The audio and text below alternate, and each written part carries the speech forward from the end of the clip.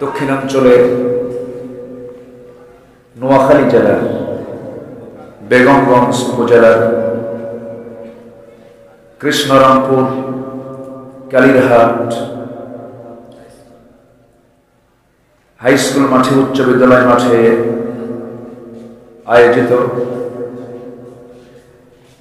এলাকাবাসীর উদ্যোগে আজকের এই মহৎ আয়োজন দুদিনব্যাপী তাফসীরুল কোরআন মাহফিল।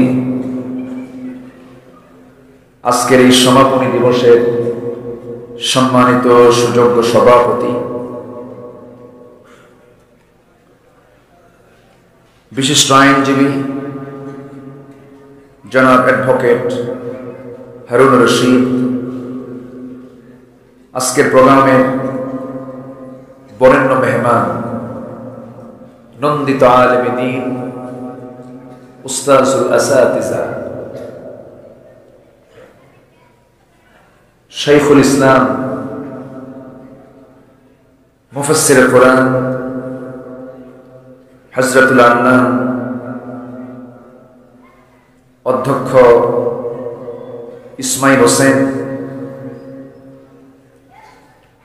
আজকের প্রোগ্রামের বরেণ্য মেহমানবৃন্দ, সুশীল সমাজ, জাতির শ্রেষ্ঠ সন্তান শিক্ষক মণ্ডলী, জাতির বিবেক সাংবাদিকবৃন্দ, প্রশাসনের দায়িত্ব নিয়োজিত কর্মকর্তাবৃন্দ, সামনে উপস্থিত দূরে কাছে বিভিন্ন স্থান থেকে ছুটে আসা কালেমার ঝান্ডাবাহী তাওহীদের পতাকাবাহী দ্বীন ইসলামের নরসারদুল বীর মুজাহিদ প্রাণ প্রিয় সম্মানিত দ্বীন ভাইরা, আড়ালে বসে আছেন শ্রদ্ধেয়া সম্মানিতা মা বোনেরা। আলোচনার সূচনায় আনুষ্ঠানিকতার মধ্য দিয়ে আমার পক্ষ থেকে আবারও দিল খোলা সালাম, আসসালামু আলাইকুম ওয়া রাহমাতুল্লাহি ওয়া বারাকাতুহু। সবাই কেমন আছেন? আমাকেও প্রশ্ন করেছেন যে আপনিও ভালো আছেন, আমিও ভালো আছি। বলছি আলহামদুলিল্লাহ। এই যে কুশল বিনিময় করা, একে অপরের কল্যাণ কামনা করা, এটাই তো মানুষের কাজ। প্রকৃত মানুষ সাথে এরকমই করবে। কিন্তু আমার দেশে দুঃখজনক হলেও সত্য, আবাদ হয় মানবতা না হিংসা, উদারতার না কৃপণতা, সত্য কথা বলার না গীবত করার, সত্য সাক্ষী দেবার না মিথ্যা সাক্ষী দেবার, ওজনে সঠিক দেওয়া না ভেজাল দেওয়া, এই কাজগুলো আমার দেশে আছে না নাই? সম্মানিত ভাইয়েরা, আমরা হৃদয়টাকে আকাশের মতো বানাবো। জোরে বলি ইনশাআল্লাহ। একজনের উন্নতি দেখলে বলবো আল্লাহ তুমি তাকে উন্নতি দিয়েছো, আমাকেও তুমি উন্নতি দাও। সম্মানিত ভাইয়েরা, হাজারো কাজ, সারাদিন সবাই ব্যস্ত ছিলাম, বিভিন্ন স্ব কাজে দিনগুলো পাড়ি দিয়েছি। হাজারো কাজের ভিড়ে ব্যস্ত সময় পাড়ি দিয়ে ক্লান্ত শ্রান্ত দেহটাকে যখন স্বস্তি দেবার জন্য আরামের বিছানায় চলে যাব, ঠিক সেই মুহূর্তে আমরা বসে আছি কোরআনের টানে জান্নাতের বাগানে। যে মহান মুনিব আমাকে সুযোগ করে দিলেন, সেই মহান রবের শানে বলছি আলহামদুলিল্লাহ। আবারও বলছি আলহামদুলিল্লাহ। চিৎকার মেরে বলছি আল্লাহুম্মা ইন্নী আসআলুকা আল হুদা ওয়াত তুকা ওয়াল আফাফা ওয়াল গিনা। সবাই বলি আল্লাহুম্মা লাকা আসলামতু ওয়া বিকা আমানতু ওয়া আলাইকা তাওয়াক্কালতু ওয়া ইলাইকা আনাবতু ওয়া বিকা খাসা। আমরা আল্লাহ তাআলার শুকর আদায় করে নিলাম। সম্মানিত হাজিরিন, আমার পূর্বে যিনি কথা বলেছেন, যিনি আলোচনা রেখেছেন, তিনি এই অঞ্চলের একজন খ্যাতিমান মানুষ, খ্যাতিমান ব্যক্তিত্ব, ইসলামী ব্যক্তিত্ব। আমি তাকে অত্যন্ত শ্রদ্ধা করি, ভালোবাসি, এবং আমিও তার আলোচনার একজন প্রচন্ড ফলোয়ার, একজন ভক্ত। তিনি কবিরা গুনাহ নিয়ে কথা বলেছেন। ইন তাজতানিবু কাবাইরা মা তুনহাউনা আনহু নুকাফির আনকুম সাইয়্যাতিকুম ওয়া নুদখিলুকুম মুদখালান কারীমা। এই আয়াতের উপরে তিনি বিস্তারিত আলোচনা করেছেন। আমি শুনেছি, আমি ওনার আলোচনা পাশের জায়গায় বসে আমার কান আমি এইদিকে সেট আপ দিয়েছিলাম, শুনেছি ওনার আলোচনাগুলো। আল্লাহ তুমি তার হায়াতকে লম্বা করে দাও, হায়াতুন তাইয়্যিবা দিয়ে দাও। সম্মানিত ভাইয়েরা, আসুন আমরা আলোচনার দিকে যাই। এই সাইডটা একটু গ্যাঞ্জাম গ্যাঞ্জাম মনে হচ্ছে না, এইটুকু এখানে লোকজন কেন আসা যাবে না। এই টুকটা ফাঁকা রাখেন, একটু খেয়াল করার চেষ্টা করবেন, কারণ কোরআন শুনতে গেলেও কিন্তু একটা পরিবেশ দরকার। নামাজের পরিবেশ দরকার আছে না নেই? নামাজে কথা বলে কয়জন? বলেন বলেন বলেন। আচ্ছা, তারপরে জুমার খুতবা দেয় কয়জন? মসজিদে কথা বলে কয়জন? বাজারে সবাই। তো মাহফিলে কথা বলবে মূলত কয়জন? এই জন্য কোনো কথা না বলে মাহফিলের আদবটা রক্ষার্থে মেহেরবানি করে যে যেখানে আছেন বসে পড়ুন কোরআনের সম্মানে, মাহফিলের সম্মানে। সম্মানিত ভাইয়েরা, আসুন আমরা আলোচনার দিকে চলে যাচ্ছি। আপনারা ক্লান্ত, কারণ গতকালকে আপনারা আলোচনা শুনেছেন, আজকে আলোচনা শুনতে এসেছেন, এবং সেই দুটো দিন মাহফিলের শেষ ক্লাস হচ্ছে আমার ক্লাস। শেষ ক্লাস নেওয়াটা কঠিন, ক্লাসে বসাটাও কঠিন, কারণ শেষ ক্লাসটা খুব জটিল হয়, মানে একটা ক্লান্তি চলে আসে। তো আমি যতক্ষণ আছি আমাকে সময় দেবেন? সবাইকে সময় দিতে রাজি আছেন? জোরে বলি ইনশাআল্লাহ। বসেছি আমরা কোন কিতাব নিয়ে? কোরআন। কার নাযিল করেছেন? কে? কার উপরে? মুহাম্মদ সাল্লাল্লাহু। কত বছরে? বলেন কত বছরে? 23 বছরে। কার জন্য? মানুষের জন্য। কার জন্য বলেন? না শুধু মুসলমানের জন্য? মানুষের জন্য। আল্লাহ রাব্বুল আলামিন যেদিন এই পৃথিবীতে খলিফা পাঠানোর সিদ্ধান্ত নিয়েছেন, সেদিনই তিনি আসমানি কিতাবগুলো সিলেক্ট করে নিয়েছেন। আল্লাহ রাব্বুল আলামিন আদম আলাইহিস সালামকে যখন জান্নাত থেকে দুনিয়াতে যখন পাঠিয়ে দিলেন, বললেন, কি বলে দিলেন? কুল্লা হাবিতু মিনহা জামিআন ফাইম্মা ইয়াতিয়ান্নাকুম মিন্নী হুদান ফামান তাবিআ হুদায়া ফালা খাউফুন আলাইহিম ওয়ালা হুম ইয়াহজানুন। জোরে বলি আল্লাহু আকবার। আদম রে, তোমাকে আমি জান্নাতে রেখে দিয়েছিলাম, হাওয়াকে তোমার সঙ্গিনী বানিয়েছিলাম। ফাওয়াসওয়াসা লাহুমা ফাযাল্লাহুমা শাইতান, শয়তান পদস্খলন ঘটায় দিয়েছে। আর উপায় নাই, জান্নাতে থাকতে পারবা না। জান্নাতের পোশাক খুলে নেওয়া হলো। এই দুনিয়াতে আল্লাহ রাব্বুল আলামিন পাঠানোর চূড়ান্ত সিদ্ধান্ত নিয়ে নিলেন এবং বললেন, আমার যে হেদায়েতের কিতাব যাবে, সেই কিতাবের যারা ফলো করবে তাদের চিন্তা নাই, তাদের কোনো ভয়ের কারণ নাই। জোরে বলি সুবহানাল্লাহ। তাহলে কোনো চিন্তা নাই, কোনো ভয় নেই। কি মানলে? আসতে বলেন না, কি মানলে? তাহলে এই হুকুমটা কি শুধু এই উম্মতে না প্রথম থেকেই? প্রথম থেকেই কিন্তু এই হুকুমটা এসেছে। আদম আলাইহিস সালাম জান্নাত থেকে দুনিয়াতে নেমে পড়ে তিনি দোয়া করেছেন আল্লাহর কাছে, প্রার্থনা করেছেন আল্লাহর কাছে। সেই দোয়াটা কোরআনে আছে না নাই? রব্বানা যালামনা أنفسنا وإن لم تغفر لنا وترحمنا لنكونن من الخاسرين মাফ চেয়ে নেব কার কাছে? এই শিক্ষা পেলাম কোন নবীর কাছে? বলেন আমাদের বাপকে, বলেন আমাদের বাপকে। ডোনাল্ড ট্রাম্পের বাপকে? সন্দেহ লাগে নাকি? জো বাইডেনের বাপকে? নরেন্দ্র মোদীর বাপকে? অং সান সুচির বাপকে? বরিস জনসনের বাপকে? গোটা পৃথিবীর যত মানুষ আছে সমস্ত মানুষের, সমস্ত মানবের পিতা হচ্ছেন আদম আলাইহিস সালাতু ওয়াস সালাম। সেখান থেকে চলে এসেছে সব। হাবিল কাবিল, কেউ হাবিলের গ্রুপ ধরেছে আর কেউ কাবিলের গ্রুপ ধরেছে। এই তো ঠিক কি না? কেউ হাবিলের গ্রুপ ধরেছে, কেউ কাবিলের গ্রুপ ধরেছে, কেউ হাবিলকে গ্রহণ করে নিয়েছে, কেউ কাবিলকে গ্রহণ করে নিয়েছে।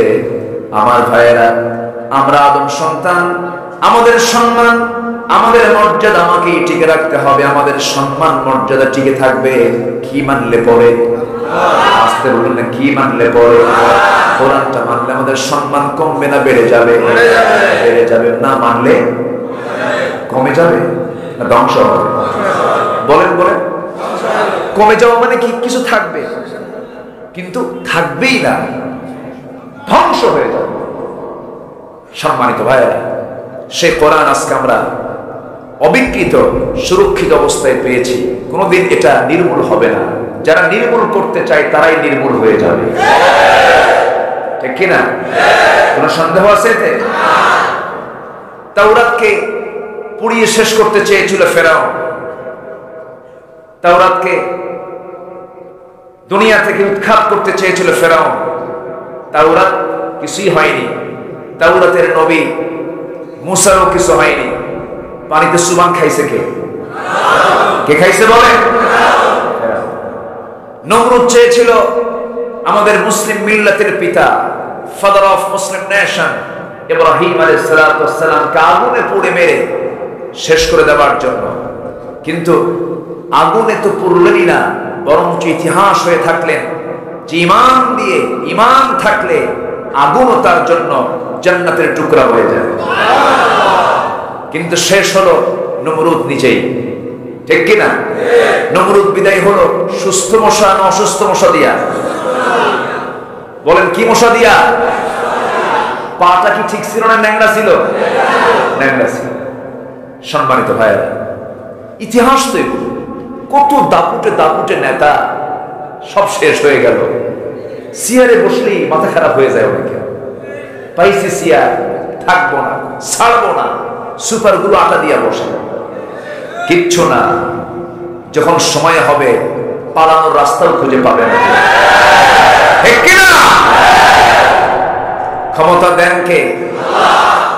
অত জিল্লু মান তাশা, আবার অপমান করেন কে? অতএব এটাকে দায়িত্ব মনে করে, এটাকে আমানত মনে করে চলা উচিত। সম্মান যিনি দেন তার হাতেই কিন্তু আবার অপমান তার হাতে আছে না নাই? সম্মানিত ভাই, অনেক কথা আছে, আস্তে আস্তে করে বলবো আমরা। আমাকে সময় দেবেন তো সবাই? বলি আলহামদুলিল্লাহ। কি গঞ্জ? এলাকার নাম কি? থানার নাম, উপজেলার নাম? বেগম। বেগমরা কই আছে নাকি? আশেপাশে বেগম নাই? মা বোনরা আছে না? বেগমগঞ্জ সুন্দর নাম, ভালো, কারণ বেগম ছাড়া তো উপায় নাই। হাওয়া আছে যেখানে আদম আছে, আদম আছে যেখানে হাওয়া আছে, লাগবেই তো বেগম। বেগম ছাড়া কি চলে? কিন্তু এখন তো যুবকরা বেগম নিতে চায় না, গার্লফ্রেন্ড নিতে চায়, ঠিক কিনা? সমস্যা দেখেনি, বেগম শেষ, এখন গার্লফ্রেন্ডগঞ্জ। বুঝলেন নাকি? এখন আর বেগমগঞ্জ নাই। সম্মানিত ভাই, সম্মানিত উপস্থিতি, আমি সূচনাতেই দুটো আয়াত তেলাওয়াত করেছি। দুটো আয়াতকে সামনে রেখে আমি কিছু কথা বলবো। সূরাতুল মায়েদা, সূরাতুল মায়েদা 55 এবং 56 দুটি আয়াতকে সামনে রেখে কিছু কথা বলতে চাচ্ছি।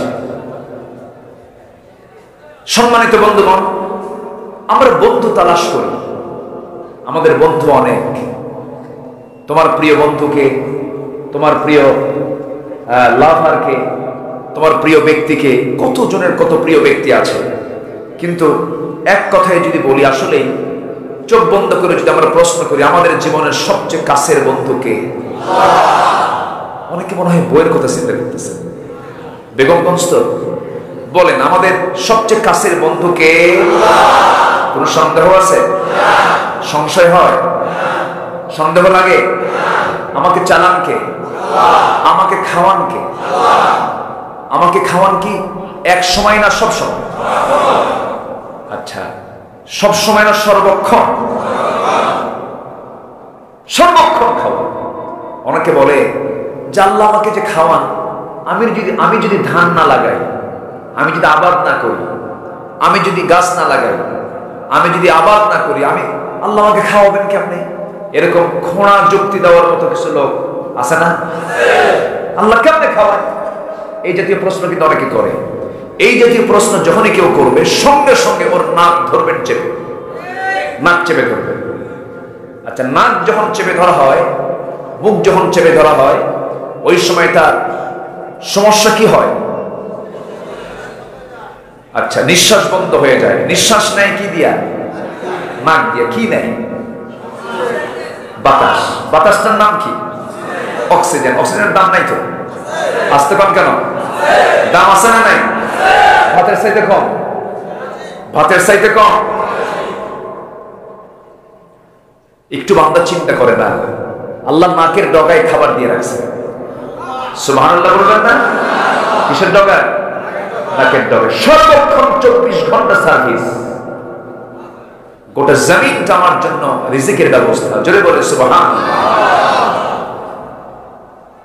মুখের খাবার, হাজারো ফলমূল, হাজারো আইটেমের খাবার আল্লাহ রাব্বুল আলামিন মুখ দিয়ে খাবার ব্যবস্থা করেছেন। জিহ্বাও দিয়েছেন, স্বাদ দিয়ে দিয়েছেন, স্বাদ করিও দিয়ে দিয়েছেন। কিন্তু এই সমস্ত খাবার যদি একটানা 2 দিন 3 দিনও না পাওয়া যায়, তাও বাঁচতে পারবো। 3, 4, 5 মিনিট যদি অক্সিজেনকে আল্লাহ রাব্বুল আলামিন বন্ধ করে দেন, পৃথিবীর কোনো মানুষ কি বাঁচবে নাকি? বাঁচবে না। অতএব সবচেয়ে আমার কাছে কে বলে? আমার একমাত্র বন্ধুকে। রাতের অন্ধকারে দরজা লাগায় দিয়া, মদখোর মদের বোতল টানতেছে, গিলতেছে, পেটের মধ্যে ঢোকাচ্ছে। আর জেনাকার রাতের অন্ধকারে দরজা লাগায় দিয়ে অন্ধকারের মধ্যে সে জেনার কাজ করছে। আর আমার আল্লাহর কত দয়া, ওই ঘরে রাতের ভিতরে অক্সিজেন আল্লাহ রাব্বুল আলামিন সরবরাহ করছে। সুবহানাল্লাহ বলবেন না? আল্লাহর দয়া কত, আল্লাহর মায়া কত। আল্লাহ ছাড় দেন কিন্তু ছেড়ে দেন না। আল্লাহ ছাড় দেন কিন্তু ছেড়ে ধরে না। ধরলে আল্লাহ ফেরাউনকে ধরেছেন কয়দিন? আচ্ছা, কয়দিন? নমরুদকে ধরেছেন কয়দিন? আবু জেহেলকে ধরেছেন কয়দিন? দিন আসবে যারা আবু জেহেলের কায়দায় চলতে চাও, নমরুদের কায়দায় চলতে চাও, তাদের পতন তাদের মতোই হবে। চলে বলি ইনশাআল্লাহ। আমরা কোনো বন্ধু খুঁজবো না, আগে আমাদের বন্ধু আগে বানাবো কাকে? আল্লাহ রাব্বুল আলামিন সুন্দর করে বলছেন, ইন্নামা ওয়ালিয়্যুকুমুল্লাহু ওয়া রাসূলুহু ওয়াল্লাযীনা আমানু। ইন্নামা ওয়ালিয়্যুকুমুল্লাহু ওয়া রাসূলুহু ওয়াল্লাযীনা আমানু আল্লাযীনা ইউকিমুনাস সালাত ওয়া ইউতুনাস যাকাতা ওয়া হুম রাকিউন। জোরে বলি আল্লাহু আকবার। নিঃসন্দেহে তোমাদের জীবনের 1 নম্বর বন্ধু হলেন আল্লাহ তাআলা। আল্লাহ তো আমার সবচাইতে প্রিয়, সবচেয়ে আমার আপনজন। আল্লাহ নিজেই বলছেন, বান্দারে আমি তোর সবচেয়ে বড় রাজসাক্ষী। ওয়া নাহনু আতরাবু ইলাইহি মিন হাবলিল ওয়ারিদ। বান্দা আমি তোর স্কন্দ শিরার চেয়ে নিকটে থেকে যায়, তুই আমাকে দূরে ভাবিস কেন? যেখানে দুইজন তারা তৃতীয় জনকে, যেখানে চারজন সেখানে পঞ্চম জনকে। সবচেয়ে বড় সাক্ষী আমার আল্লাহ তাআলা, সবচাইতে বড় সাক্ষী আমার আল্লাহ তাআলা।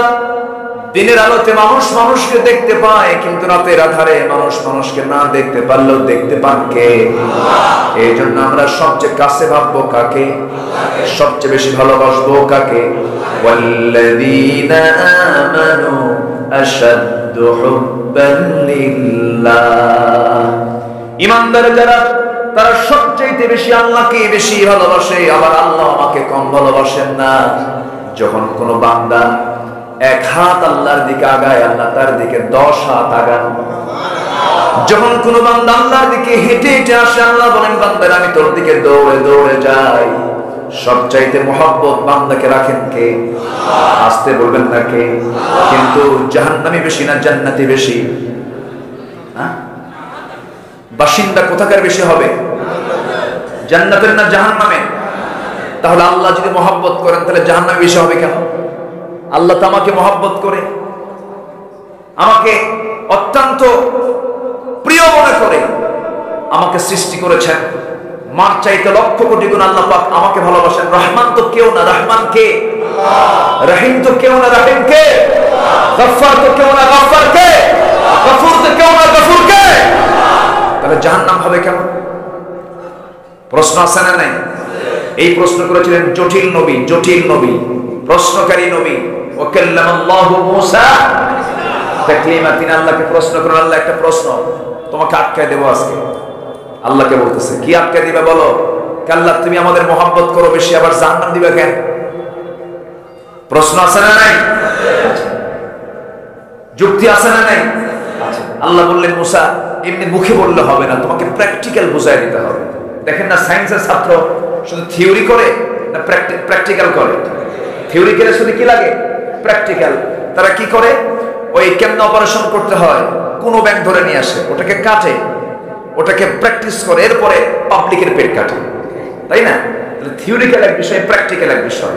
আল্লাহ তাআলা মুসাকে প্র্যাকটিক্যাল বোঝাচ্ছেন। মুসা তুমি এই মুহূর্তে হাতের মধ্যে কিছু গমের বীজ নাও। কিসের বীজ? গম। এলাকায় গম হয় নাকি? হয়, কম হয়। আচ্ছা, গমের বীজ নাও। গমের বীজ নিলে, গমের বীজ নিয়ে আল্লাহ তাআলা বললেন তুমি এটাকে জমিনে ছিটায় দাও, বপন করো। ছিটায় দিলে, ছিটায় দেওয়ার পর সেটা থেকে গম হলো, আবাদ হলো, শুকে গেল, ম্যাচিউর হলো। যখন এটা পেকে গেল তখন আদম আলাইহিস সালাম লোকজন নিয়ে কাঁচি দিয়ে কেটে ফসলগুলো তুলে বাড়িতে নিয়ে এসে যে নাড়া আছে, যে নাড়াগুলো থাকে না, অবশিষ্ট যে নাড়াগুলো, সে নাড়াগুলো এবং কিছু গম থেকে যায়, সব গম উঠে নিয়ে আসা সম্ভব নয়, ওগুলো তো আগুন ধরায় দিল। আল্লাহ বললেন মুসা তুমি আবাদ করে সে আবাদ আবার আগুন ধরায় দিলা কেন? আল্লাহ আবাদে তো আগুন ধরায় দেয় না, যেটা আবাদ হওয়া দরকার সেটা তুলে নিয়ে আসছে, যেটা কাজের না, যেটা কোনো কাজে আসবে না, ওটা তো আগুন ধরে জ্বালায় দিচ্ছে। আল্লাহ বললেন মুসা যেগুলো আমার আবাদের, যেগুলো আমার আমলে সলেহ, যেগুলো আমার নেক বান্দা, সেই সমস্ত বান্দাকে আমি বেছে বেছে আমি জান্নাতে ঢুকায় দেব। আর যেগুলো কাজের না, সবটা জাহান্নামে জ্বালিয়ে পুড়ে ছারখার করে দেব।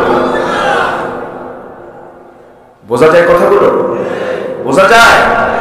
তাহলে আমরা কাজের বান্দা হব না অকাজের বান্দা হব? সুকর্ম না কুকর্ম? ভালো কাজ না খারাপ কাজ? কাজ পৃথিবীতে দু প্রকার। কাজ পৃথিবীতে কয় প্রকার?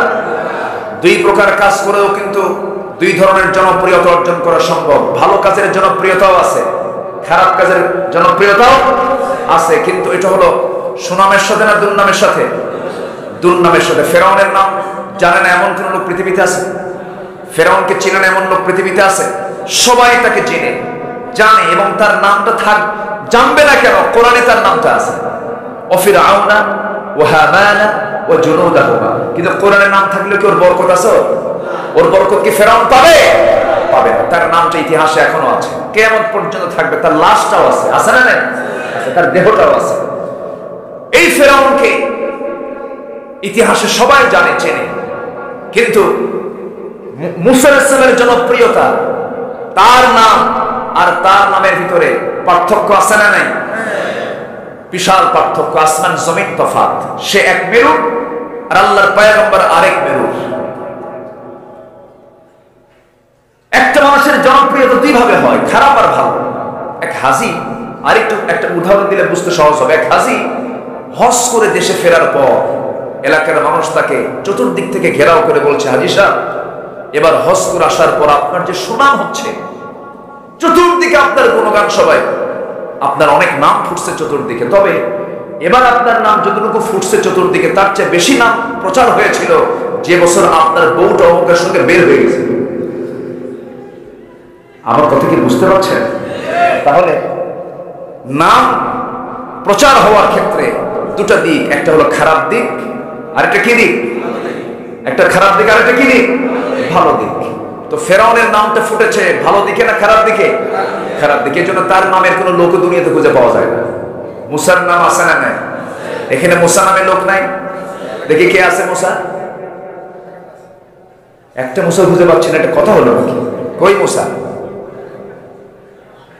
হ্যাঁ, আশেপাশে আছে। আচ্ছা ইব্রাহিম কই? ইব্রাহিম, এই যে ইব্রাহিম, দেখেন হাত তুলছে, ওই যে ইব্রাহিম। বলি আলহামদুলিল্লাহ। তিনটা ইব্রাহিম, বাপ ছাড়া কি হয়? তিন বাপ আছে এখানে। বলি আলহামদুলিল্লাহ। মুসা আছে, ইব্রাহিম আছে। দেখি আইয়ুব আছে নাকি? আইয়ুব, ও যে আইয়ুব একজন তুলছে। যাই হোক, এরকম নবীদের নাম খুঁজে পাওয়া যাবে। দেখি নমরুদ কই? নমরুদ, নমরুদ নামে কেউ আছে? তাহলে ওর নাম ইতিহাসে আছে না নাই? কিন্তু ওর নাম রাখার মতো লোক পৃথিবীতে একটা লোক নয়। কেন জানেন? এটার কারণ হলো সে ছিল জালিম। সে কি ছিল? নমরুদ কি ছিল? ফেরাউন কি ছিল? আবু জেহেল কি ছিল? আজকেও যারা ওই স্টাইলে যারা জুলুম করছেন, আপনাদের নাম ইতিহাস থেকে একদিন মুছে যাবে। সম্মানিত ভাইরা, শর্ত হলো আমরা ভালো কাজ করব। রাজি আছেন? আমরা ইমানদার হতে চাই। আমরা ইমানদার, আমরা ভালো কাজ করব। জোরে বলি ইনশাআল্লাহ। মাহফিল, হ্যাঁ জি জি, মাহফিল এই যে চলে আমার দেশে আবহমান কাল ধরে, এই মাহফিল চালু থাকা দরকার না বন্ধ হওয়া দরকার?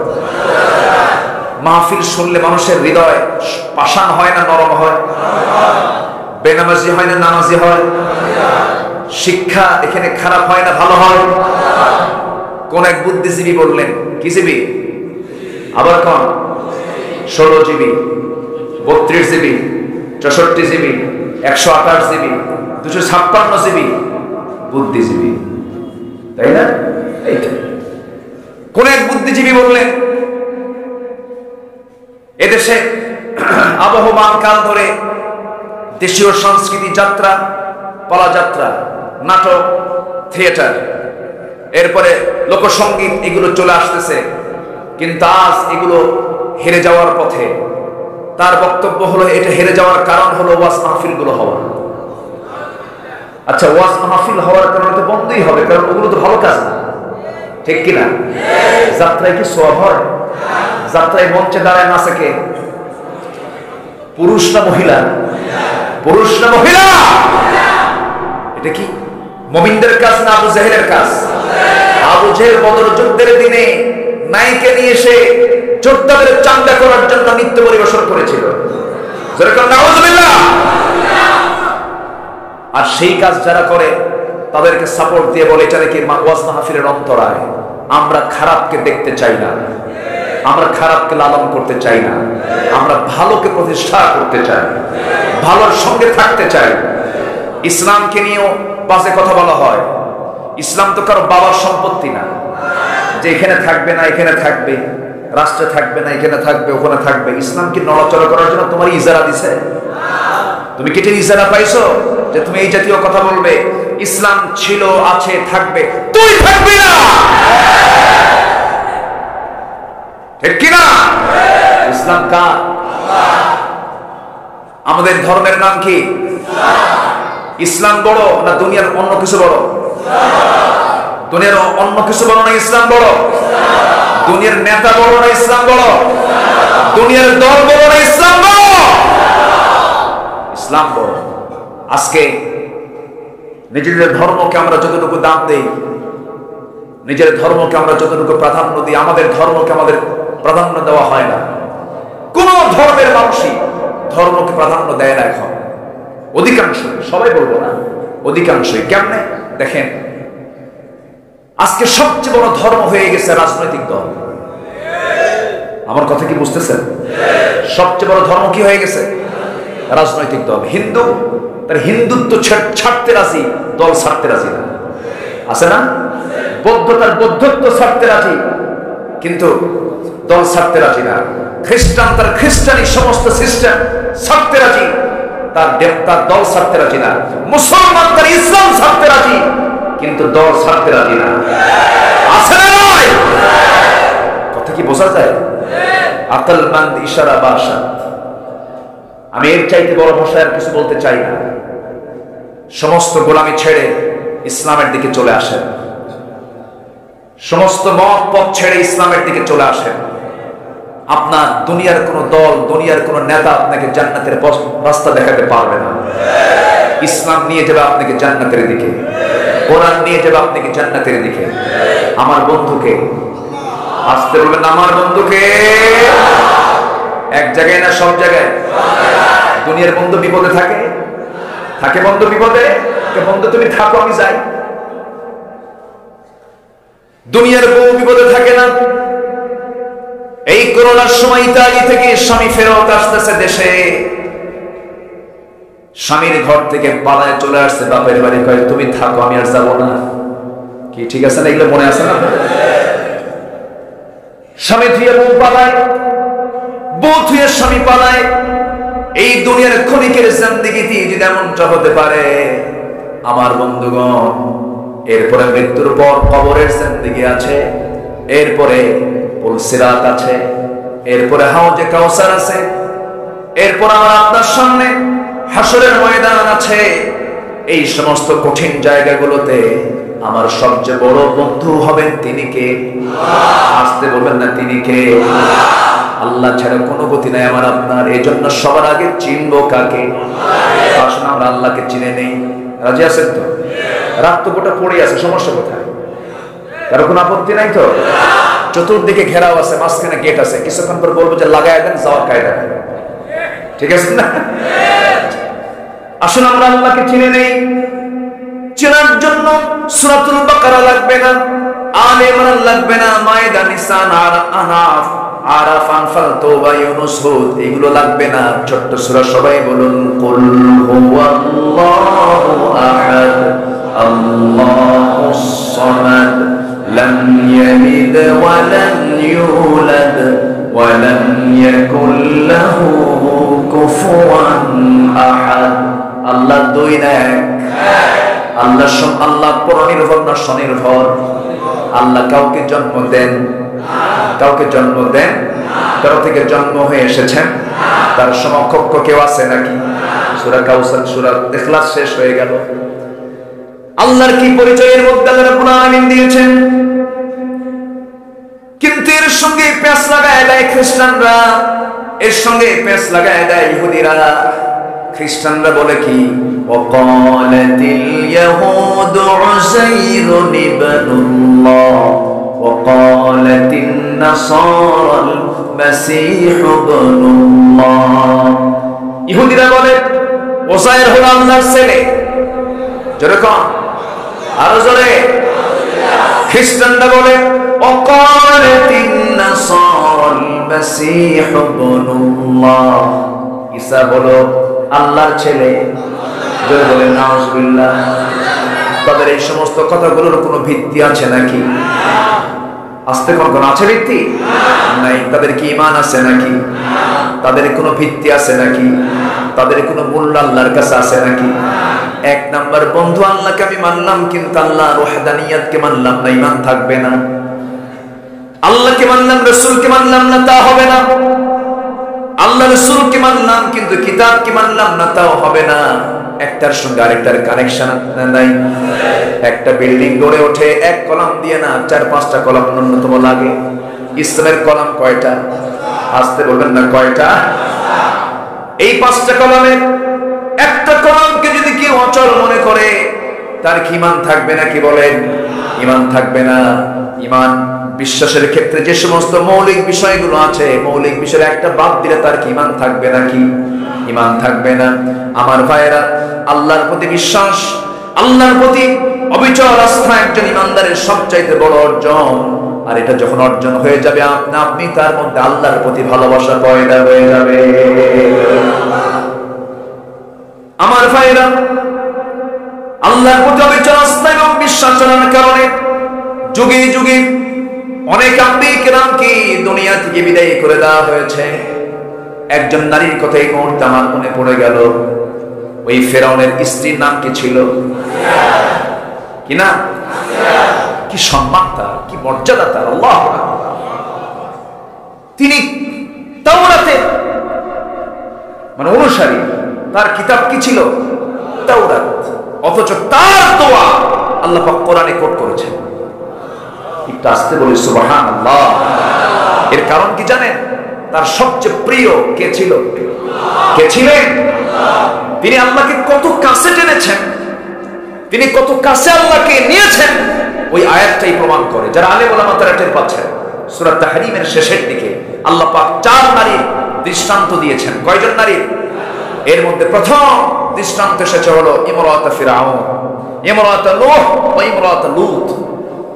আসিয়া আলাইহিস সালামকে যখন ফিরাউন বলল, আসিয়া, আমি তোমাকে কি সম্মান দেইনি? আমি তোমাকে রাজরানীর সিংহাসন দিয়েছি, আমি তোমাকে আমার সেকেন্ড বানিয়েছি, আমার পরই তোমার স্থান, তোমার কথায় জাতি ওঠা বসা করবে, সব দিয়েছি তোমাকে।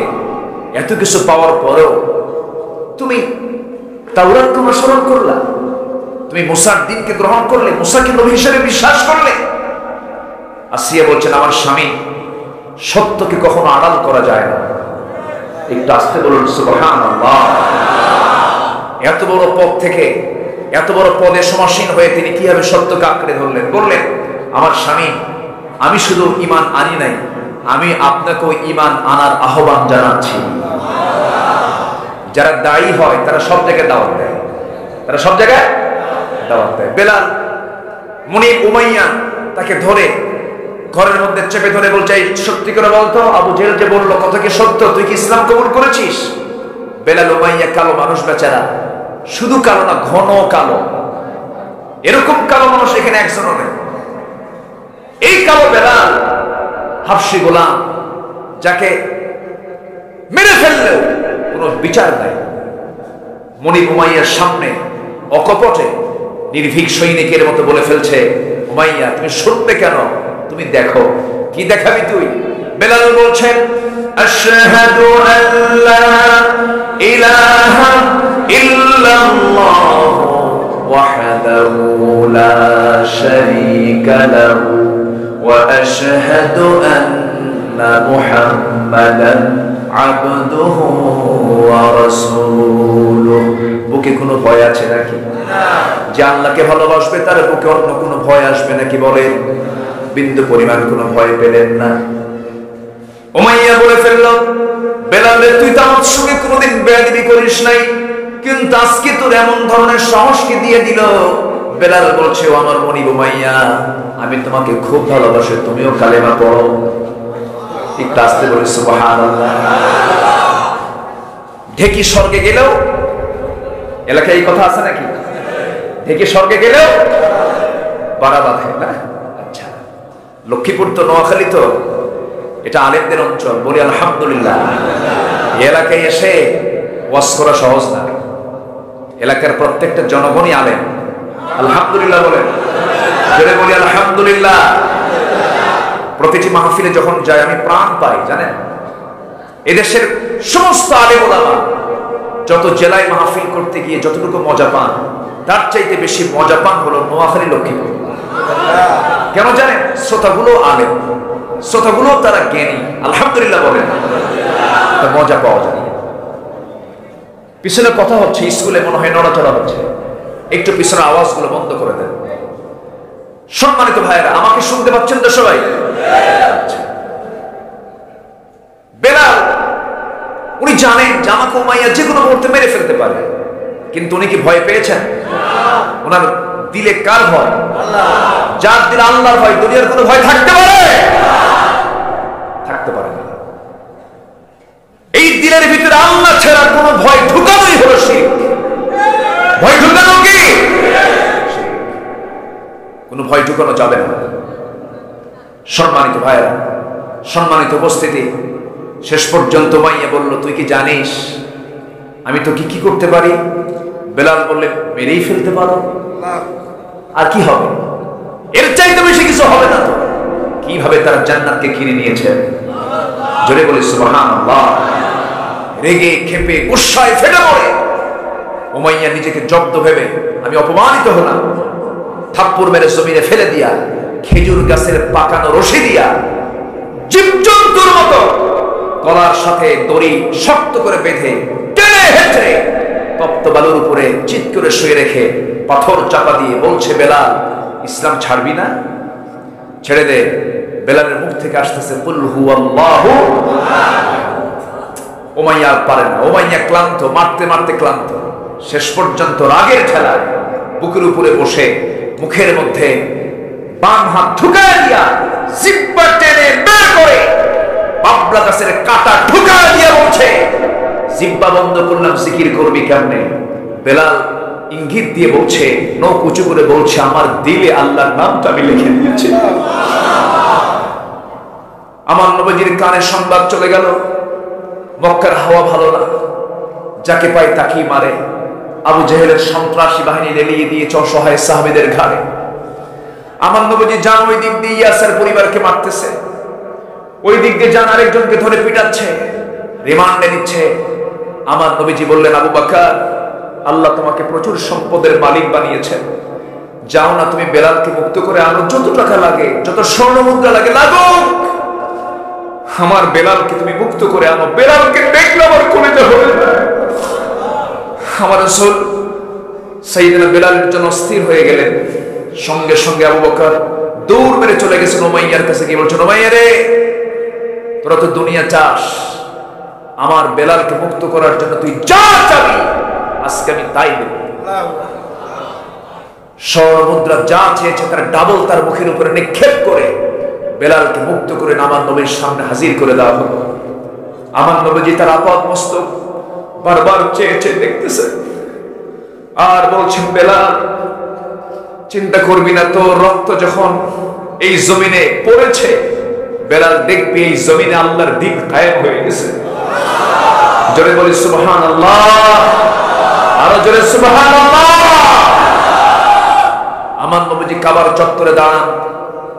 কাবার চত্বরে দাঁড়িয়ে ভাবলেন, আমি ভিতরে গিয়ে একটু নামাজ পড়বো। কাবার ভিতরে নামাজ পড়লে মজা কম না বেশি? কাবার চাবিটা আছে হলো আবু জেহেলের নিয়ন্ত্রণে, ওসমান বিন তালহার কাছে। ওসমানকে ডাক দিয়ে বলছেন, ওসমান, কাবার চাবিটা আমাকে দাও। ওসমান বলছেন, না, অসম্ভব ব্যাপার। এই কথা বলি বেয়াদবি করে রাসূলকে ধাক্কা মারলো। রাসূল মুখ থুবড়ে পড়ে গেলেন। আমার নবী আস্তে করে দাঁড়িয়ে বললেন, ওসমান, আমাকে ধাক্কা মেরে ফেলে দিলা? তুমি কি জানো ওই কাবার চাবি একদিন আল্লাহ আমার হাতে তুলে দিবে? জোরে বলে সুবহানাল্লাহ। ওসমান বিন তালহা থরথর করে কাঁপা শুরু করছে। মুহাম্মদ যা বলে তাই তো হয়, সে তো কোনোদিন মিথ্যাবাদী হতে পারে না, অবশ্যই তার হাতে চাবি চলে আসবে। এখন ওসমান বিন তালহা বলছে, মুহাম্মদ বিন আব্দুল্লাহ, আমি তোমাকে চাবিটা দিতে পারি, তবে শর্ত হলো এই নিউজ যেন আবু জেহেলের কানে না যায়। আল্লাহু আকবার বলবেন না? আমার নবীজি বলেন, কেউ জানবে না, তুমি আমাকে দাও না। কাবার মালিকের সাথে আমি একটু প্রেম করতে চাই, একটু সেজদা দিতে চাই। দরজা খুললেন, তালা খুললেন, ভিতরে ঢুকে দেখেন সেজদা দেওয়ার জায়গা নাই। কুরাইশরা মূর্তিগুলো দিয়ে গোটা কাবা ভরায় ফেলছে। 360টা মূর্তি সব জায়গা দখল করেছে, সেজদা দেওয়ার জায়গা নেই। আমার নবীজির ভিতরে মেজাজ জাগ্রত হলো, ভাবলেন সব ভেঙ্গে চলে চুরমার করবো, কিন্তু উপায় তো নাই। ক্ষমতা কার হাতে? যখন মক্কা চালায় কে? কে চালায়? ওর হাতে প্রশাসন, পারতেছেন। আমার নবীজি মাথা নিচু করে আবার আসলেন, বের হলেন, অপেক্ষা করেন আল্লাহ এই দিন কখন আসবে। এই দিন আসতে তাকে বদর পাড়ি দিতে হয়েছে, দেশ ছাড়তে হয়েছে, উহুদের ময়দানে দান্দে মোবারক শহীদ করতে হয়েছে, মুতার যুদ্ধে সাহাবায়ে কেরামকে শাহাদাত বরণ করতে হয়েছে। সাহাবীদের শাহাদাতের অর্জনের মধ্য দিয়ে মক্কা বিজয় হয়েছে। আল্লাহর জমিনে দিন কায়েমের জন্য শুধুমাত্র মিষ্টি খাওয়া সুন্নতের এই সুন্নত আদায় করে জমিনে আল্লাহর দিন কায়েম হবে না। আল্লাহর দিন কায়েম হতে হলে, কায়েম করতে হলে নবীর দাঁত ঘন্টার সুন্নতকে পালন করতে হবে। মুসলমান সবাই কি রাজি আছো? রাজি আছো? কারা কারা হাত উঁচু করে দেখাও।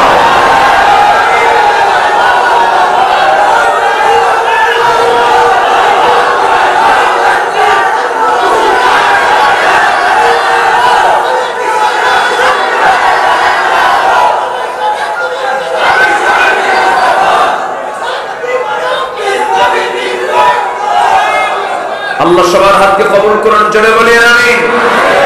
আরো জোরে আমিন। কষ্ট পাচ্ছেন? কোন অসুবিধা? আল্লাহি আমি কাউকে ইন্ডিকেট করে, কাউকে শত্রু মনে করে আমি কখনো কথা বলি না। আমি চাই আমিও বাঁচি, আপনিও বাঁচেন। আমি চাই সবাই আমরা আল্লাহর পথে, আল্লাহর দেওয়া ইসলামের সুশীতল ছায়াতলে আমরা সমবেত হই। আল্লাহ কবুল করুন। জোরে বলি আমিন। আরো জোরে আমিন। কোন মহিলার কথা বলছি না? আসিয়ার কথা। আল্লাহ কি নারী ছিলেন! আল্লাহ তাআলা এমনিতে কোট করেন নাই, সূরা তাহরিমে দিয়েছেন আল্লাহ পাক তার নামটা। বসেন, দোয়া করে দেব। হ্যাঁ, চালাবো আলোচনা? আলোচনা চালাবো কতক্ষণ? পুরা রাত? উনি কয় পুরা রাত। এরকম শব্দ দিতে দরকার। সারা রাত থাকবেন? থাকতে রাজি আছেন? আপনারা থাকবেন, আমি কিছুক্ষণ পর চলে যাব। না, আমরা সময় মতো শেষ করব, ভয় পাওয়ার কোনো কারণ নেই। আমরা সময় মতো শেষ করে দেব। যে আয়াত দুটো ধরেছি আমরা সময় মতো সব শেষ করে ফেলবো। জোরে বলি ইনশাআল্লাহ। আল্লাহ তুমি এলাকার সকল ভাইদের প্রতি রহমত নাজিল করো। মা বোনদেরকে ঈমান নিয়ে টিকে থাকার তৌফিক দাও। আসিয়া আলাইহিস সালাতু ওয়াস সালাম ফেরাউনকে বলছে, ফেরাউন আমার স্বামী, আমি আপনাকে লাইক করি, কিন্তু আপনি আমাকে যদি হুররিকতা ও মুযিকতা, টুকরো টুকরো অথবা আগুনে জ্বালিয়ে দেন, আমি হাসি মুখে মৃত্যুকে আলিঙ্গন করব, কিন্তু আমি আল্লাহর মহব্বত ছাড়তে পারবো না। সব জায়গায় কার মহব্বত? না স্বামীর মহব্বত, ছেলের মহব্বত, মেয়ের মহব্বত, সম্পদের মহব্বত? কার মহব্বত? স্বামীকে বলেন আমার স্বামী আপনাকে ভালোবাসে, কিন্তু আল্লাহর চাইতে বেশি নয়, রাসূলের চাইতে বেশি নয়। ফেরাউন জরুরি সে মন্ত্রিসভা ডাকলো, মন্ত্রীদের নিয়ে বৈঠকে বসলো। বসে বললো, শোনো, আমার ঘরের শত্রু বড় শত্রু, এটাকে আগে শেষ করতে হবে। জল্লাদ ডাকো, জল্লাদ ডেকে ওর সামনে হাজির করো, একটা একটা করে অঙ্গ তার কেটে ফেলো। চিন্তা করো কি লোমহর্ষক ভাবে তাকে টর্চার শুরু করে দিল। তাফসীর এসেছে, অনেক তাফসীর এসেছে এই বর্ণনাটা। শেষ পর্যন্ত করা হলো কি, লোহার চিরুনি রডার হয়ে গেল। লোহার চিরুনি দিয়ে মাথার চামড়া গুলো টেনে টেনে নিচের দিকে নিয়ে আসা হয়, আর বলা হয়, আসিয়া এখনো সময় আছে, তুই কি করবি? তুই কি ইসলাম ছাড়বি কিনা? মুসার নবুয়তকে অস্বীকার করবি কিনা বল। আসিয়ার মুখ থেকে অন্য কোনো কথা নাই, আসিয়ার মুখ থেকে একটাই কথা বের হচ্ছে, লা ইলাহা ইল্লাল্লাহু মুসা কারীমুল্লাহ। একটাবারের জন্য তিনি স্বীকার হলেন না। চোখের সামনে তিনি হাসতে হাসতে বিদায় নিচ্ছিলেন, এমন সময় তিনি হাত উঁচু করে আকাশের দিকে তাকিয়ে, সবচেয়ে প্রিয় আমার কে?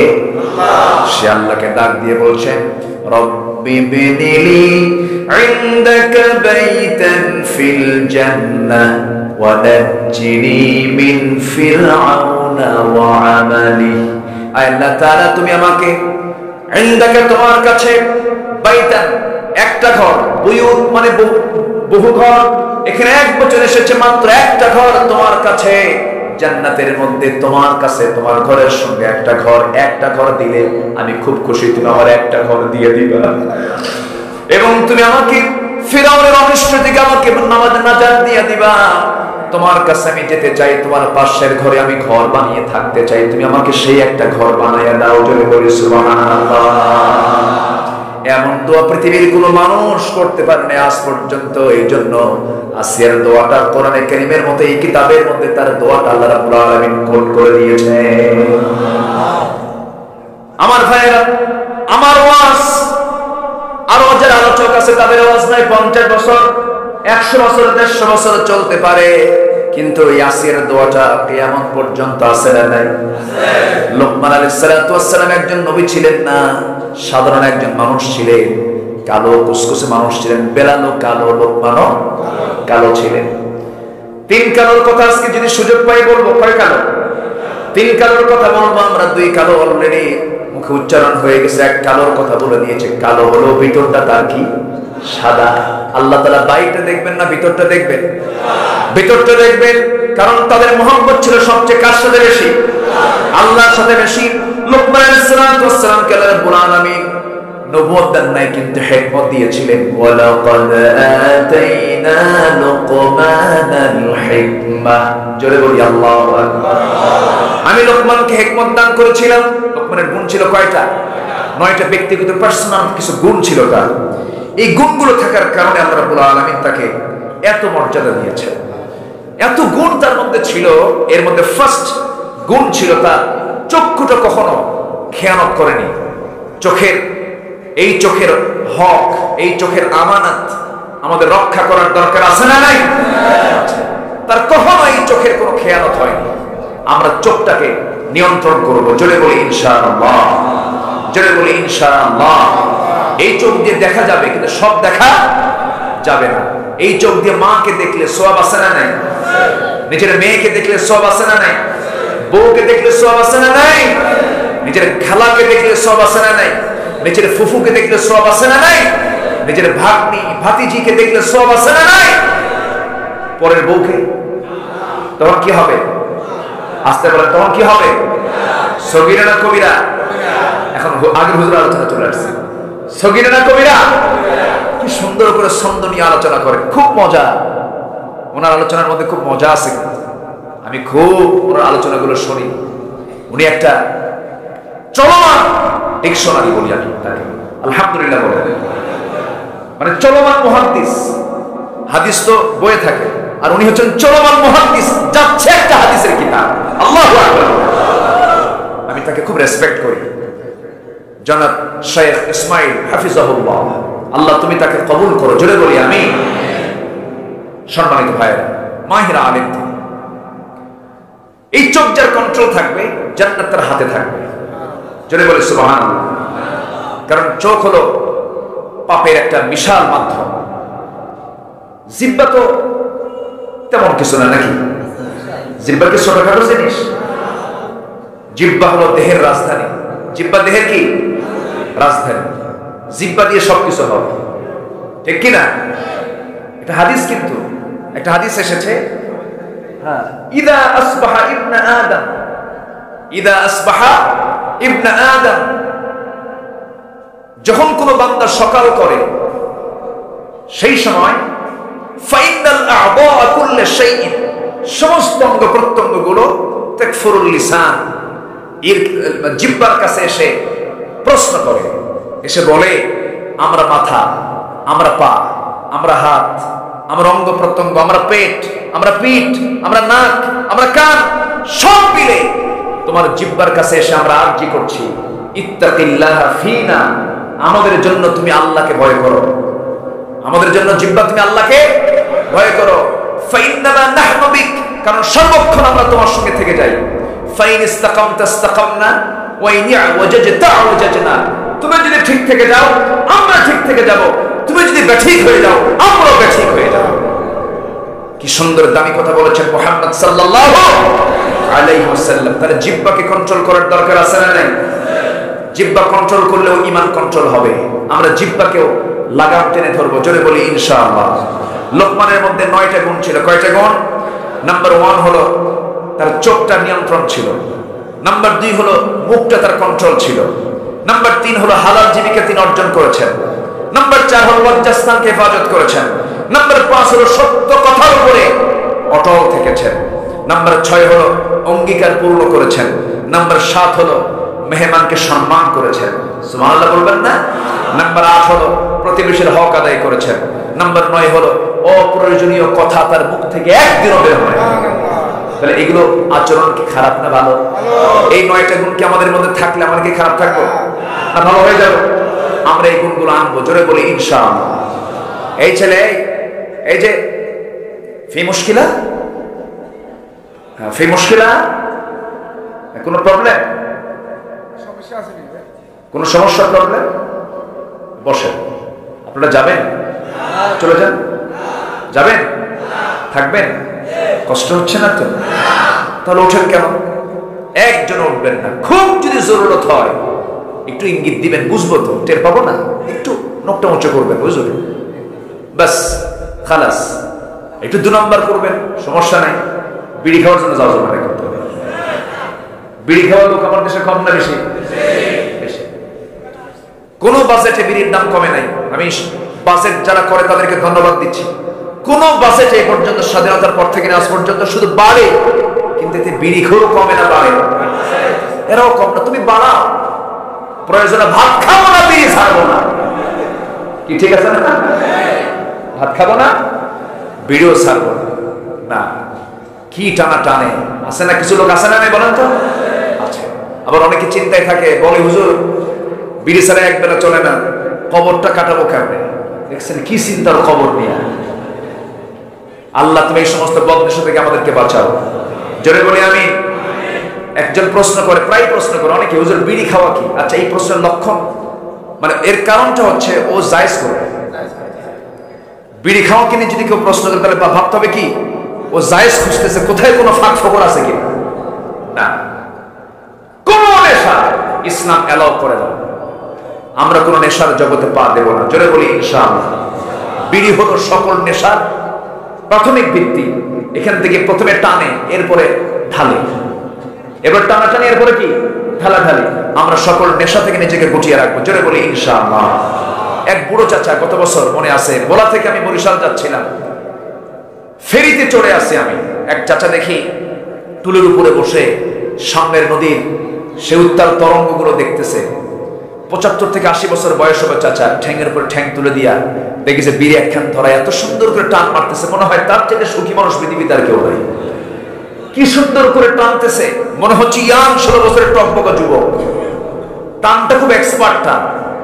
তো বললাম, চাচা এত বয়স হয়ে গেছে এখনো বিড়ির টানটা বাদ দিলেন নাকি? বাবা বুঝবা না, বিড়ি হলো উন্নতির সিঁড়ি। নাউজুবিল্লাহ। বিড়ি ছাড়া কি থাকা যায়? কি বলো বাবা?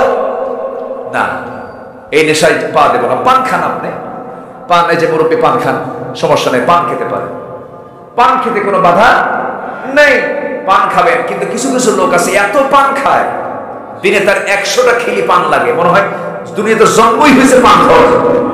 এরকম লোক আছে না? এত খাবেন।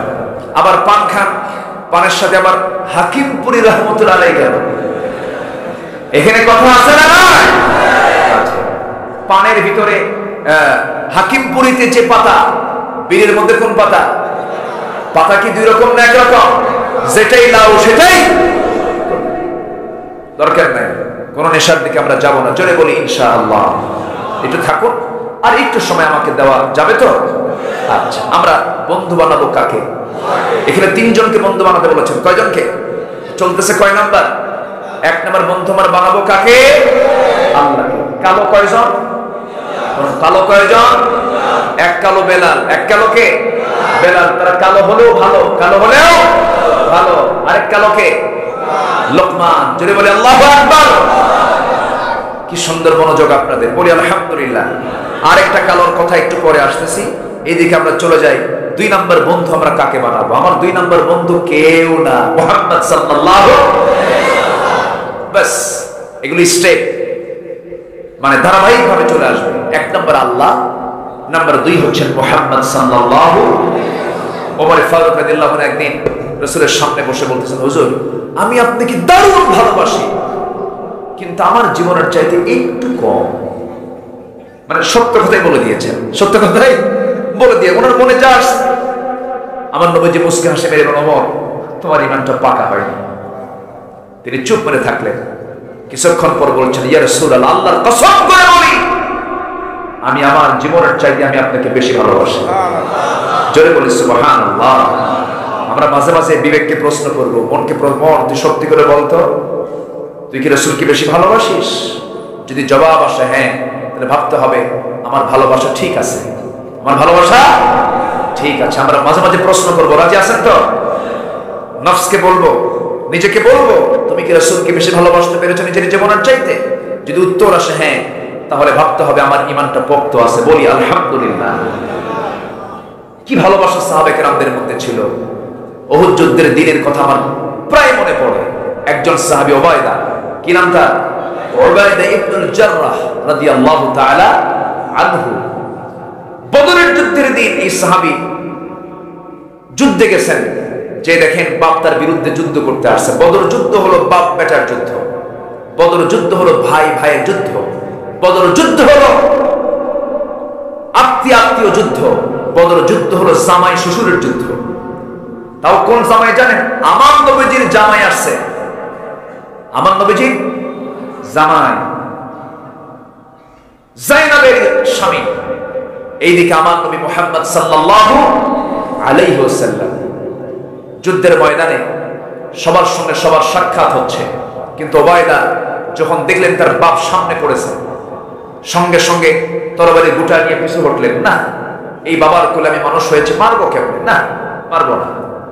পরক্ষণেই ভাবলেন আমার জন্মদানকারী বাপ হতে পারে, কিন্তু সে তো আমার নবীর দুশমন, নবী তো আমার জীবনের চাইতে প্রিয়, সে তো আমার আল্লাহর দুশমন, সে আল্লাহ তো আমার জীবনের চাইতে প্রিয়। এই দুইজন প্রিয় প্রভুর বিরুদ্ধে, আমার নবীর বিরুদ্ধে যে লোকটা যুদ্ধ করতে আসে আমার বাপ হলে কি হবে? সে তো ইসলামের দুশমন এটা মনে করে তরবারিটা কসমুক্ত করে ইউটার্ন হয়ে ঘুরে দাঁড়ায়া বাবাকে বাবা না মনে করি শিরকের প্রতীক মনে করে গর্দান বরাবর গলা বরাবর তরবারি হাঁকায়া দিয়েছে। মস্তক ছিটকে পড়ে গেল, বাপ দুনিয়া থেকে বিদায় নিয়ে নিল। যুদ্ধের ময়দানে সবার মুখে হাসির ঝিলিক, বদর যুদ্ধে মুসলমানদের বিজয় হয়ে গেছে, কিন্তু উবাইদার মুখে হাসি নাই, কান্নায় তিনি ভেঙে পড়ছেন। রাসূলুল্লাহ সাহাবীরা রে, আমার উবাইদার চোখে পানি কেন? কি হয়েছে আমার উবাইদাকে? তোমরা কি করেছো হুজুর? উবাইদার বাপ যুদ্ধে মারা গেছে। আহারে, উবাইদার বাপকে তোমরা কারা মেরেছো? ঠিক করো না আমার প্রিয় সাহাবী উবাইদা। সঙ্গে সঙ্গে সাহাবীরা বলছেন, ইয়া রাসূলুল্লাহ, উবাইদার বাপকে আমরা কাউকে মারি নাই, উবাইদার বাপকে উবাইদা নিজেই দুনিয়া থেকে বিদায় করে দিয়েছে। আমার নবীজির সঙ্গে সঙ্গে বলছেন, উবাইদারে আমার বুকে জোরে, আমার বুকের দিকে আয়। আমার নবীজি তাকে বুকের সঙ্গে আলিঙ্গন করে নিয়ে বললেন, উবাইদা আজকে তুমি তোমার প্রেমটা দেখাইছো, তোমার মুহাব্বত, তোমার ভালোবাসা সবচেয়ে আল্লাহর দিকে বেশি, নবীর দিকে বেশি, এটা বাস্তব প্রমাণ তুমি আজকে মিলায় দিয়েছো। উবাইদা আল্লাহর আটটা জান্নাত তোমার জন্য বরাদ্দ হয়ে গেছে। সুবহানাল্লাহ।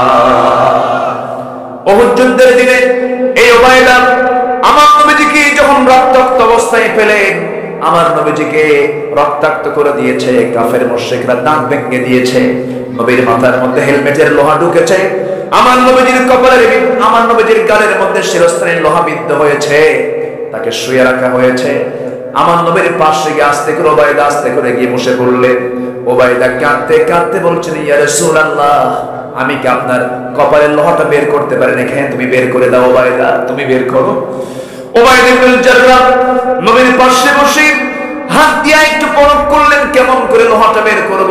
কান্দেন আর চিন্তা করছেন লোহাটা কেমন করে বের করি। হাড়ের মধ্যে গেঁথে গেছে, হাড়ের মধ্যে শক্ত হয়ে গেঁথে আছে। হাত দিয়ে টান দিলে নবীজির কষ্ট হবে মনে করে দাঁত চাপকায় দিলেন। দাঁত দিয়ে লাগিয়ে তিনি আস্তে আস্তে টান দিতে গিয়ে দেখতেছেন নবীজির কষ্ট হচ্ছে বারবার। আমার নবীজি আ করে আওয়াজ দিচ্ছেন। এমনটা চিন্তা করে ভাবলেন, না পেরে যা হয় হয়ে যাক, জোরে একখান টান মারি। এক জোরে যখন টান মারলেন, এক টানে লোহাটা বের হয়ে আসলো, সামনের দুটো দাঁত ভেঙে গেল। রাসূল বলছেন, আহারে উবাইদা, আস্তে করে টান দিলেও তো লোহাটা বের হয়ে আসতো, তোমার দাঁত তো ভেঙে গেল। উবাইদা বলছেন, হুজুর দাঁত কেন, কলিজা ছিঁড়ে দিতেও আমার কোনো আপত্তি নাই। জোরে বলেন সুবহানাল্লাহ, আরো জোরে বলি সুবহানাল্লাহ।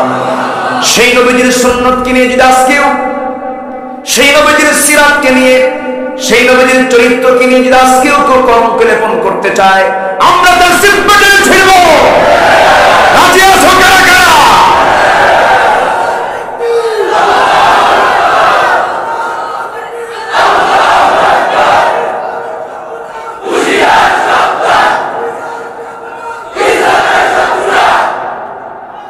আল্লাহ সবাইকে বোঝার তৌফিক দান করুন, জোরে বলে আমিন। আজ আমার দেশে বুক উঁচু করে রাসূলকে কটাক্ষ করে কথা বলে, বুক উঁচু করে রাজপথে হাঁটা চলাফেরা করে, আছে না নয়? সময় আসবে, জোরে বলি ইনশাআল্লাহ, জোরে বলি ইনশাআল্লাহ। আল্লাহ সবাইকে বোঝার তৌফিক দান করুন।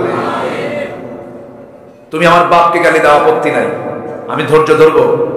আমাকে গালি দাও, ধৈর্য ধরবো। থার্ড পারসনকে গালি দাও, ধৈর্য ধরবো।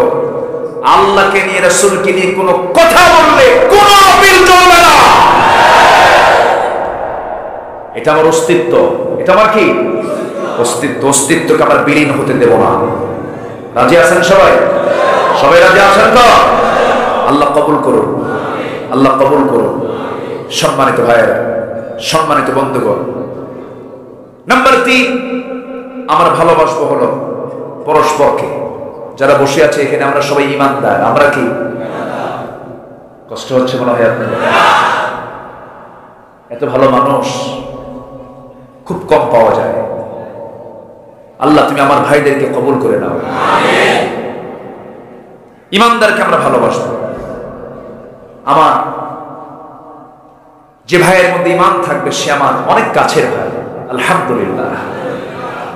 সাহাবাদের ইতিহাস কত গৌরবের, কি ভ্রাতৃত্ব তাদের মাঝে ছিল, বউ পর্যন্ত দিয়ে দিয়েছেন। সুবহানাল্লাহ বলবেন না? হয়তো বলবেন বউ আবার কেমনে দিয়ে দিল। এখানে কিছু কথা আছে, শোনাবো? শোনাবো? আজকে শুনবেন তো? না অনেকে কষ্ট করে বসে আছেন? একটু কষ্ট হবেই, একটু শুনে যাই। 3টা তো, আর কিছু সময় আমি কথা বলবো। সম্মানিত ভাইয়েরা, আমার নবীজি মক্কার বাসিন্দা ছিলেন, কিন্তু শেষ জীবনে 10 বছর সময় কাটালেন মক্কায় না মদিনায়? তিনি কি বেড়াতে এসেছিলেন? সফরে এসেছিলেন? কোন ট্যুরে এসেছিলেন? না। তিনি কি সফরে আসছেন না হিজরত করেছেন? হিজরত মানে কি? দেশ ত্যাগ। হিজরত মানে কি? দেশ ত্যাগ করা। আমার নবীজি টিকতে পারলেন না, এই জন্য বাধ্য হয়ে আল্লাহর অর্ডার পেয়েছেন, চলে আসলেন মদিনায়। আমার নবীজি একা আসছেন না সাহাবীরা আসছেন? না, সাহাবীরা বলছে হুজুর আপনি একাই যান, আপনার ইসলাম না আপনি থাকেন, এরকম বলছে না।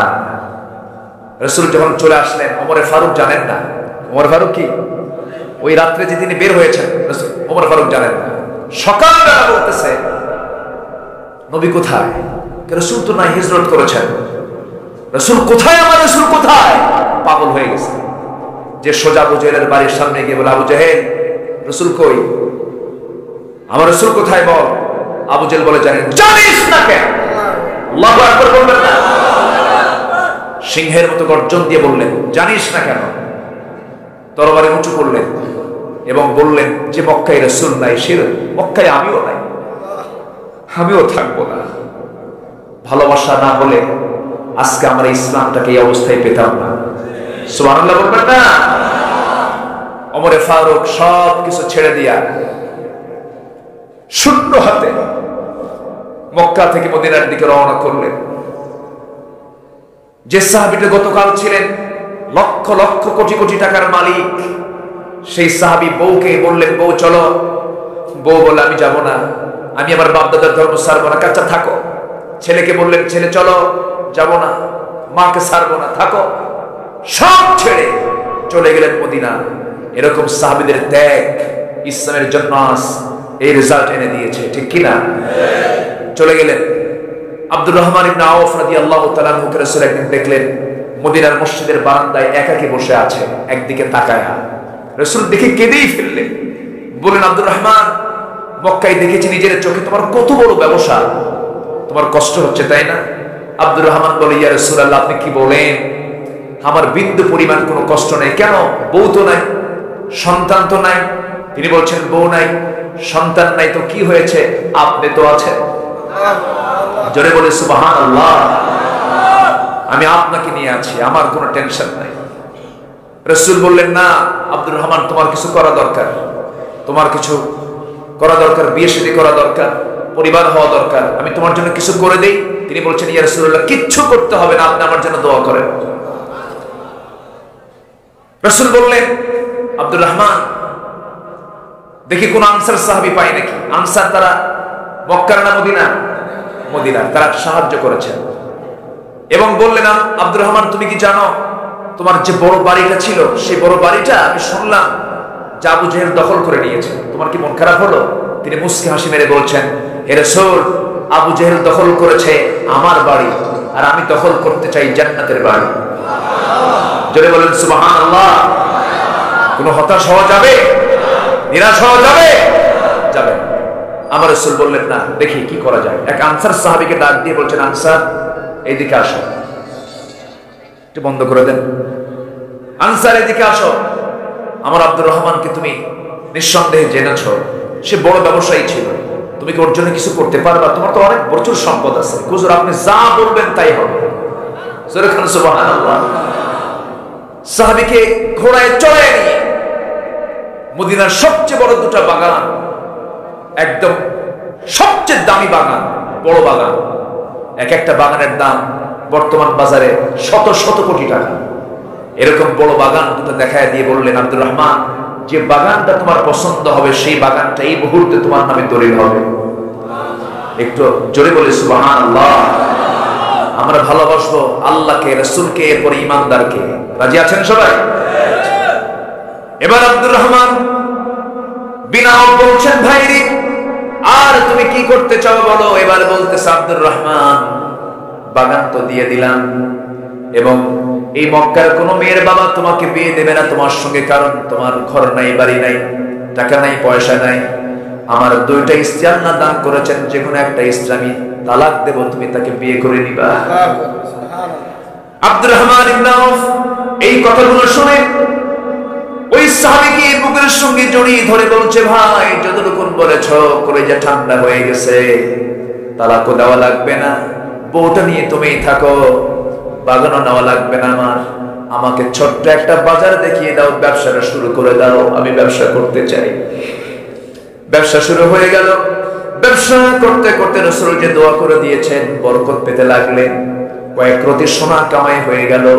কয়েক রতি সোনা কামাই করে সেই সোনাটা জড়ো করে নিয়ে মহরণের টাকা ধার্য করে একজন মেয়েকে দেখতে গিয়ে বন্ধু বান্ধবদেরকে নিয়ে, সাহাবায়ে কেরাম কয়েকজনকে নিয়ে বিয়ে শাদী সম্পূর্ণ করলেন। ৩-৪ দিন পর নতুন পোশাক, নতুন সুগন্ধি নিয়ে নবীর দরবারে হাজির হয়েছেন হাসি মুখে। আমার নবীজি আব্দুর রহমান ইবনে আউফকে দেখে মুস্কি হাসি মেরে বলছেন, আব্দুর রহমান রে, আজকে দেখি তোমাকে নতুন নতুন দেখা যায়। সেই দিন দেখলাম কেমন তোমার মরা মরা মুখ, আজকে দেখি তোমার সুন্দর চেহারে নূর চলে এসেছে। আব্দুর রহমান, তুমি কিছু করছো নাকি? তিনি কিন্তু আশার অবসর একজন সাহাবী ছিলেন, জান্নাতের সংবাদ 10 জন মানুষ পেয়েছেন পৃথিবীতে, তার মধ্যে আব্দুর রহমান ইবনে আউফ একজন। তিনি বলছেন, আব্দুর রহমান, এরকম দেখা যাচ্ছে কেন? তোমাকে আজকে সুন্দর দেখাচ্ছে কেন? সুন্দর পোশাক তোমার গায়ে কেন? কি হয়েছে তোমার? তুমি কি করলে বলো তো? হুজুর, আপনি দোয়া করেছেন, ব্যবসায় বরকত পেয়েছি, বিয়ে শাদী করে নিয়েছি। রাসূল মুস্কি হাসি মেরে বললেন, বিয়ে করলাম, তুমি দাওয়াত পেলাম না আমি? তুমি বিয়ে করলাম, আমারে দাওয়াত দিলে না? আব্দুর রহমান ইবনে আউফ মুস্কি হাসি মেরে বলছেন, ইয়া রাসূলুল্লাহ, আপনাকে যে দাওয়াত দেব সেই সময়টাই পাই নাই। মেয়ে দেখতে গেছি, বন্ধু বান্ধব নিয়ে চয়েস হয়ে গেছে, বিয়ে করে ফেলছে, হুজুর মনে ছিল না। সুবহানাল্লাহ বলবেন না? সহিহ বর্ণনা, রাসূল দাওয়াত পান নাই। বিয়ের সময় কিন্তু অনেক সময় মূল লোক দাওয়াত পায় না, আছে না? এরকম হয় না অনেক সময়? হয় না মুরব্বিরা কর? এরকম হয় না? হয় না। বিয়ের উকিলও দাওয়াত পায়।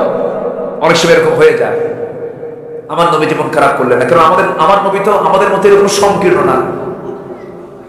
আমার নবী তো এরকম না যে তুই আমার দাওয়াত দিবি না, যা, তোর সঙ্গে আমার কোনো মিল নেই।